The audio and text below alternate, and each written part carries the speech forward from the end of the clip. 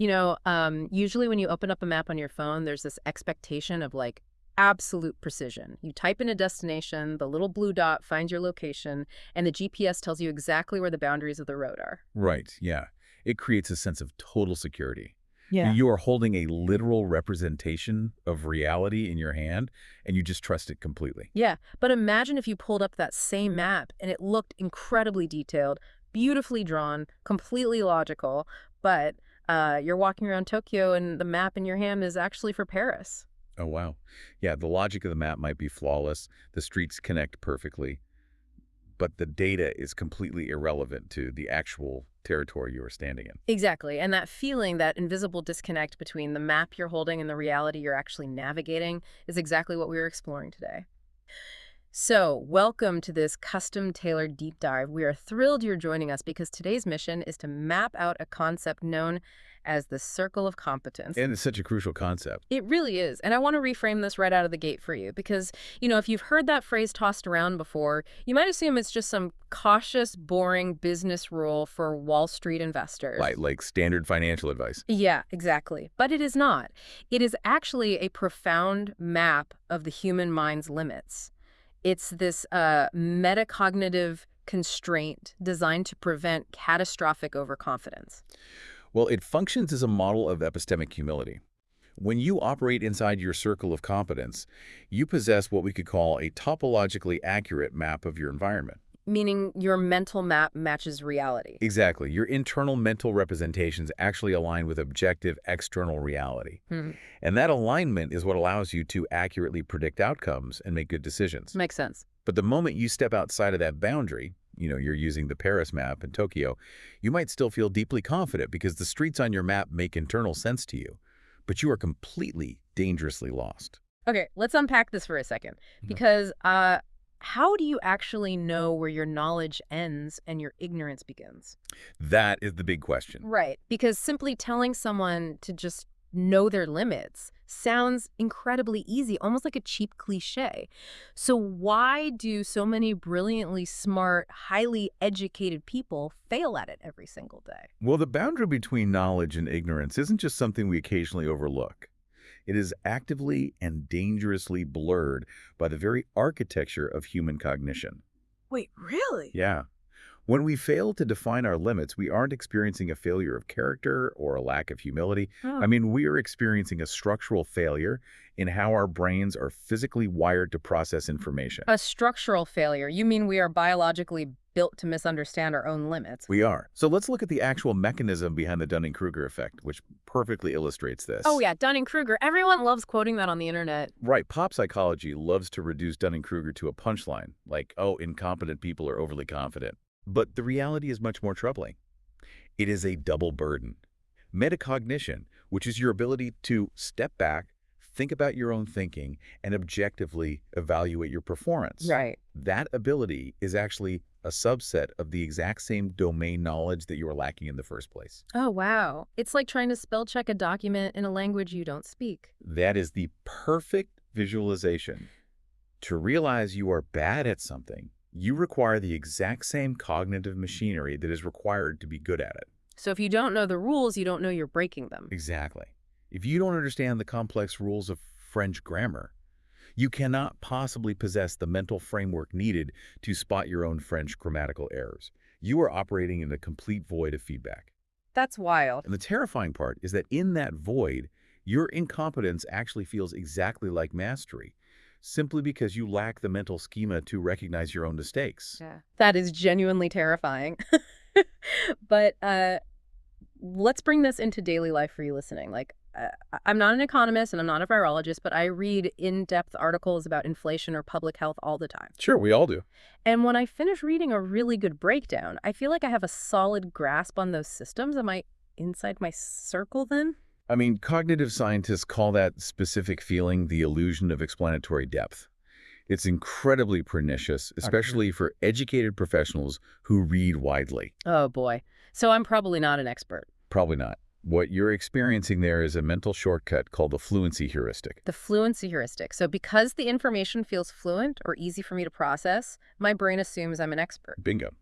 Because you recognize the vocabulary in a well-written article about financial markets, Your brain experiences a sensation of cognitive ease. Right, the words sound familiar. Yeah, the prose flows well, the argument makes sense, and your internal monitor misinterprets that superficial descriptive familiarity as a deep causal understanding. Wow. You feel like you know how the entire economic engine works just because someone pointed out the names of the parts to you. You mistake the maps for the territory. And then ego gets involved, right? Because we all want to think we're above average. Oh, absolutely. There's this concept of naive realism where we assume our specific viewpoint is just the objective default. Right. And the above average effect, Right. where if we make a lucky guess, we immediately attribute it to our own brilliant skill. Naturally. So when we reach the actual edge of our knowledge, our brain feels a threat to our self-worth. It uses motivated reasoning to confidently smooth over those gaps, just to avoid the anxiety of facing the void. Okay, so we unconsciously expand our circle of competence to include things we only know on a purely surface level. Yeah, all the time. But if our brains are hardwired to trick us into expanding our map like that, what happens when someone who is actually highly successful in one specific area decides to try their hand at something completely new? Do they bring that same blindness with them?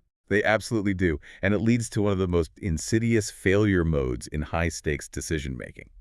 It's known as competence creep. Competence creep. Yeah, this is a cascading, systemic overconfidence failure. So what happens is an individual achieves genuine, hard-won success in their specific domain of expertise. Okay. But that success creates a powerful psychological illusion that their skills, their intuition, and their specific mental models are universally transferable to any new domain they enter. I'm picturing like a professional tennis champion who decides to take up competitive ping pong. Oh, that's a great example. Right, because the mechanics look somewhat similar. You have a paddle, a net, a Yeah. ball. So their brain triggers their deeply ingrained tennis muscle memory. But the physics of a ping pong ball are completely different. Completely different spin, weight, everything. Exactly. So they keep hitting the ball 50 feet past the table, but their brain insists that their technique is flawless because, hey, it won them a championship at Wimbledon. That analogy hits the core mechanism perfectly. Because incompetence in a known domain is detectable, right? You have clear performance metrics. Sure. But competence creep operates entirely in a blind spot. When you step outside your circle, you enter a knowledge-sparse environment where the environmental signals are ambiguous, delayed, or incredibly noisy. And you don't know what you're looking at. Exactly. Hmm. Because you lack the true underlying expertise to filter the signal from the noise, your brain frantically tries to map unfamiliar data onto a familiar heuristic. You start seeing patterns that simply aren't there. And because you think you've cracked the code and spotted a pattern, you double down on your bets. And this creates what system theorists call the J-curve problem. The J-curve problem. Yes. So when you enter a new domain, your initial results might actually look positive, completely masking your incompetence. Wait, really? How does that happen? It could be due to pure luck, survivorship bias, or simply entering a market that is rising overall. But that initial false positive amplifies your commitment. Oh, I see. So you think you're a genius right away. Right. You invest more time, more capital, and more of your ego. And worse, it corrupts your feedback loops. Meaning you start actively ignoring the red flags because they don't fit the pattern you think you see. Exactly. Because inside your actual circle of competence, negative feedback is actionable data. You use it to adjust. Yeah, you fix the problem. But outside your circle, negative feedback is perceived as an anomaly. You ignore it, you rationalize it away, or you misinterpret it entirely. Man. You create a self-reinforcing loop where your confidence grows exponentially while the underlying evidence of failure is silently accumulating. It's like removing a load-bearing wall in a house because your intuition told you it was just decorative. Yes. The structure looks completely stable right up until the exact moment a threshold of stress causes total catastrophic collapse. That is exactly what happens. Okay, here's where it gets really interesting because I want to ground this in a real-world story. Seeing how someone actually discovers and defines this boundary in real time is fascinating. Oh, definitely. Think about the evolution of value investing, specifically looking at Benjamin Graham and Warren Buffett. Oh, yeah. The shift between those two is perhaps the most famous modern case study of defining a boundary. Right. So Benjamin Graham, who was essentially the father of value investing, treated the stock market like an actuarial science. He relied almost entirely on static balance sheet metrics. It was known as cigar butt investing. Right, the idea of finding a discarded, disgusting cigar on the sidewalk that still has exactly one free puff left in it. Yes, very glamorous. Graham didn't care about what the company actually made or who was running it. He just looked at the math. If the liquidation value of the assets was higher than the stock price, he bought it. Exactly. To him, his circle of competence felt boundless as long as the spreadsheet showed a mathematical margin of safety. He fundamentally distrusted management narratives and operational forecasts. Because numbers don't lie. Right? His safety lay entirely in the current measurable price. But Warren Buffett, who started as Graham's most famous student, eventually realized the limitations of that purely quantitative approach. And when did that shift happen? The pivotal moment came in 1972 when Buffett and Charlie Munger purchased See's Candies.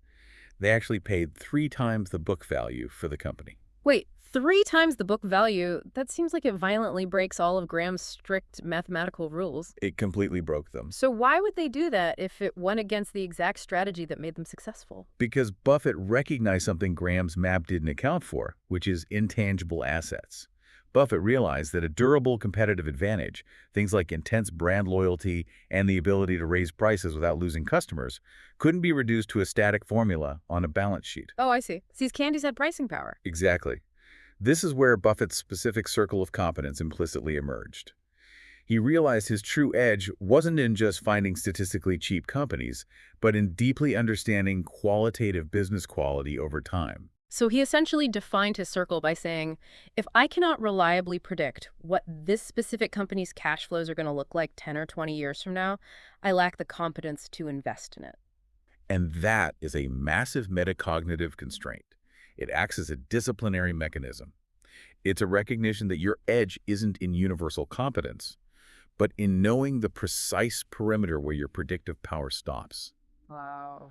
The evolution from Graham to Buffett is a shift from surviving misjudgments by buying things dirt cheap to avoiding misjudgments entirely by having deep, qualitative understanding of a very specific type of business. Which perfectly explains his famous warning against diversification, buying into complex, fast-changing tech sectors where he had no analytical edge, even if all the financial analysts said it was a sure thing. Right, staying firmly inside the circle. So to avoid that competence creep in our own lives, how do we build in those structural safeguards? You have to force friction into your decision-making process.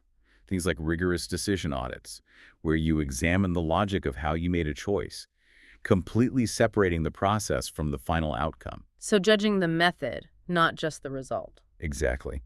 You also need cognitive debiasing techniques, like pre-mortem analysis. Pre-mortem, like before the body dies. Yeah, that's where you assume your project has completely failed before it even starts, and you force your team to work backward to explain why it failed. Oh, I love that. Or red teaming, where a group is designated to actively attack your logic and poke holes in your assumptions. I have to wonder, though, does this boundary look the same for different professions? Like, we've talked about investors, but does a software engineer map their competence the same way a brain surgeon does? That's a great question. And no, the shape, the permeability, and the consequences of stepping outside the circle shift radically depending on the specific domain you operate in. Really? Give me an example. Take software engineering. That is a domain we would describe as wide and shallow. Because it's a synthetic environment. It's built by humans, so the rules are logical and discoverable. Exactly. It is a synthetic, combinatorial domain. The underlying principles, concepts like abstraction or state management, they transfer very easily from one programming language to another. Oh, so if you know one, you can kind of figure out another. Right. So an engineer can expand their circle rapidly because learning a new framework utilizes the exact same underlying logic. Furthermore, the cost of failure is generally low. Yeah, if you write bad code, it gets caught in a testing environment or a code review before it ruins anything. Usually, yes. Yeah. But the critical failure mode here is overconfidence and modularity. Let's unpack that. Overconfidence and modularity. Is that like knowing how to plug a specific piece of code into a larger system but having no idea how the entire system actually functions? That's exactly it. You might have perfect syntax, but you lack competence in what we call the socio-technical dependencies running underneath it. You don't understand how your piece of code interacts with the database, the legacy servers, and the human users. Okay, so that's the wide, shallow circle. Now, contrast that with medicine. Medicine has to be incredibly narrow. Unlike software, human biology isn't synthetic. It's stochastic, right? It's highly unpredictable, chaotic, and full of random variables. Highly unpredictable. A cardiologist can't just rely on a set formula and decide to do a little neurosurgery on the side because the systems are loosely connected. No, absolutely not. The asymmetry of consequence is massive in medicine. The cost of an error isn't a server crash. I mean, it is irreversible damage or death. Yeah, the stakes couldn't be higher. So the circle of competence is contracted incredibly conservatively, and it is strictly enforced by law, licensure, and intense specialization. But the specific cognitive danger for a specialist with a hyper-narrow circle is something called diagnostic anchoring. Diagnostic anchoring, meaning they get stuck on their first guess? Close. It's when a specialist forces a highly complex multi-system disease into a recognized pattern that fits strictly within their specific circle. Oh, I see. They refuse to step outside their boundary, so they unconsciously try to make the unfamiliar data fit their familiar map. A rheumatologist sees a rheumatology problem, even if it's actually neurological. Okay, I have to challenge the application of this concept to a different role then. The corporate CEO. All right, let's hear it. We've said doctors have a narrow circle because the stakes are high, but CEOs are expected to run massive, complex, global organizations. Do they actually have a circle of competence that covers product, marketing, finance, and logistics? Or is it just a circle of authority where they mistake simply being in charge for actually knowing how things work? You know, that is the precise critical failure mode of modern leadership. You've hit on the core danger. Really? Yeah. A CEO's domain isn't synthetic like software or biological like medicine. It is socially constructed. Yeah. They are validated by boardroom trust and quarterly earnings, which provide very noisy, delayed feedback loops. So they might not even know if they made a bad decision right away. Exactly. For example, a CEO might make a disastrous strategic call, but because the overall economy is booming, revenue goes up anyway. Oh, and the board praises them. The board praises them, completely corrupting their internal feedback loop, So they start believing their own hype. They think they have a golden touch. which leads to the hubris of transferability. A CEO who succeeded in a highly regulated, high-margin monopoly thinks they can apply that exact same playbook to a cutthroat, commoditized startup. Yikes. Mistaking a circle of authority for a circle of competence is disastrous. True expertise for a leader is actually metacognitive. It's knowing exactly when to delegate to domain experts. Right. It's recognizing that their actual circle is about judgment under ambiguity and capital allocation, not ground-level execution. This also deeply impacts how we view our professional identities. Specialization is essentially an external division of labor. It's your job title on LinkedIn. But the circle of competence is an internal perimeter. If you say hyper-specialized, you have a very stable identity. But the moment you get pushed into an adjacent domain, you experience intense defensive anxiety. You feel totally lost. Yeah, but if you try to constantly expand your circle to avoid that anxiety, you risk looking like a dilettante who knows a little about everything and a lot about nothing. Exactly.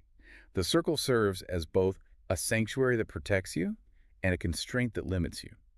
Navigating it is a perpetual calibration of your identity. So for everyone listening right now, how do you actually map your own boundary? How do you distinguish true, robust expertise from just being comfortably familiar with a topic? You have to operationalize the boundary. You can't just guess. The first step is applying a familiar versus command matrix to your own skills. Okay, what does that look like? You have to ruthlessly evaluate whether you are utilizing procedural mimicry or adaptive reasoning. To test this, I always think of the explain it to a 5-year-old test. Oh, that's a classic one. Yeah, if you try to explain your job to a kid, and you can only do it by relying on your industry's specific buzzwords. Right. Like, if you totally freeze up without your jargon, you're likely stuck in procedural mimicry. You've memorized the script, but you don't actually understand the plot. Command is the ability to transfer that knowledge to a completely novel context. That's a highly effective test. Another mechanism is error signature analysis. Error signature analysis. Yeah, you need to start actively tracking the types of errors you make. If you are constantly making high-frequency conceptual errors, meaning you keep getting the fundamental logic of a problem wrong, Okay. it indicates you only have surface familiarity. But if your errors are rare, and they only occur in highly specific, complex edge cases, it suggests you possess robust expertise. You understand the core engine perfectly, you just missed a unique variable. And this isn't just theory. There's a tangible application for this in portfolio management called competence-weighted active share. Yes, it's a brilliant metric used by advanced funds. It tracks the percentage of a portfolio's excess returns that come exclusively from decisions made within the manager's demonstrable circle of competence. Oh, so you can't just get lucky. Exactly. It forces intellectual honesty. It prevents naive, correlation-based diversification, where a manager buys into an industry they don't understand just to theoretically balance a spreadsheet. Yeah. It mathematically enforces the rule.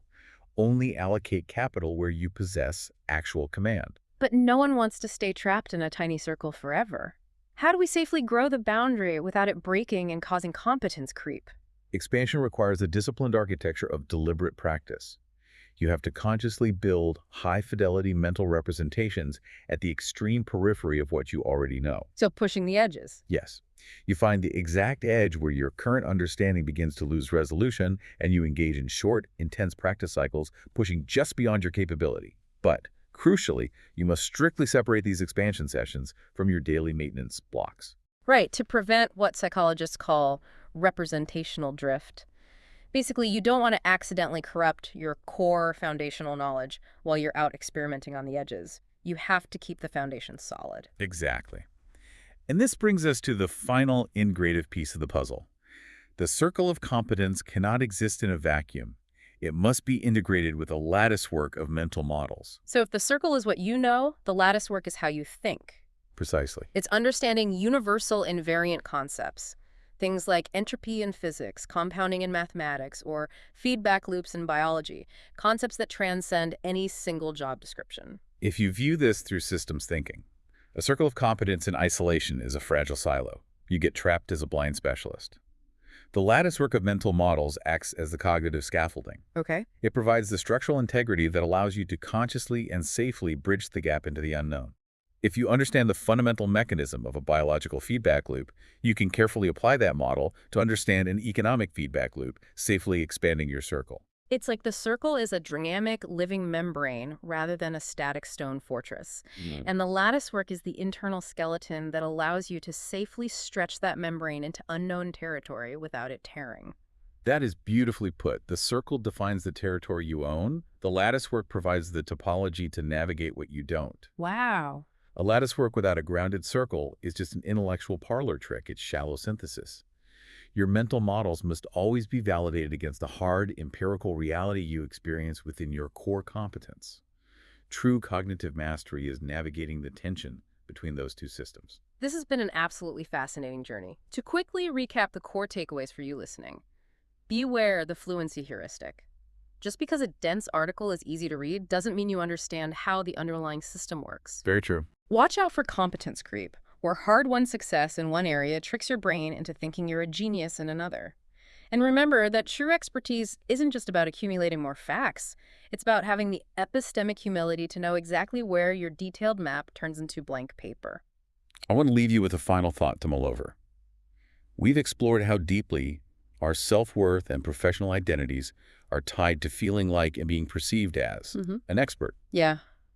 But if the architecture of our own minds is constantly trying to deceive us about our limits to protect our ego, could it be that the most essential, powerful skill for surviving the modern information age is actually the willingness to publicly say, I have absolutely no idea what I'm talking about here? A superpower disguised as vulnerability. Next time you pull out your mental map, just make sure you're actually in the city it was drawn for. Thank you for joining us on this deep dive, and keep interrogating those boundaries.